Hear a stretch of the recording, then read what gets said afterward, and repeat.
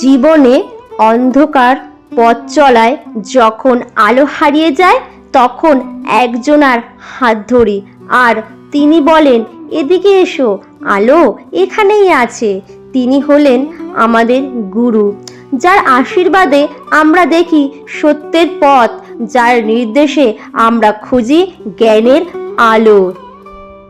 আর আজ সেই গুরুর প্রতি শ্রদ্ধা জানানোর দিন, গুরু পূর্ণিমা। চলুন জানি কেন এই গুরু পূর্ণিমা এত বিশেষভাবে পালন করা হয়।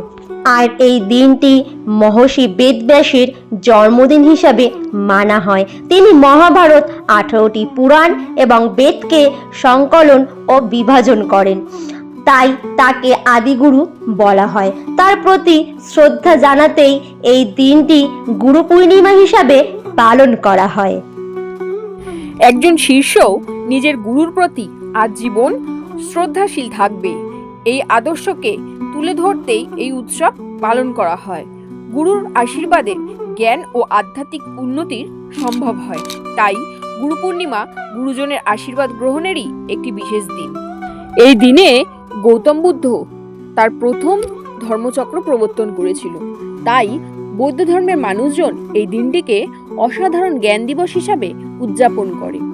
এই দিনে তারা গুরুর চরণে পুষ্পার্ঘ্য দিয়ে প্রণাম করে। কেউ কেউ এই দিনটিতে উপবাসও পালন করে থাকেন। আপনার জীবনেও কি এমন একজন গুরু আছেন যিনি আপনাকে আলোর পথ দেখিয়েছেন? কমেন্টে তার নাম লিখে শ্রদ্ধা জানাতে ভুলবেন না কিন্তু। আর ভালো লাগলে ভিডিওটি শেয়ার করুন আপনার বন্ধু ও পরিবারের সঙ্গে, যাতে সবাই জানতে পারে গুরু পূর্ণিমার পবিত্র তাৎপর্য। আর এই জ্ঞানভিত্তিক ও আধ্যাত্মিক কন্টেন্ট পেতে এখনই সাবস্ক্রাইব করুন আমাদের ব্রাইট মাইন্ড ব্লগস চ্যানেলটিকে।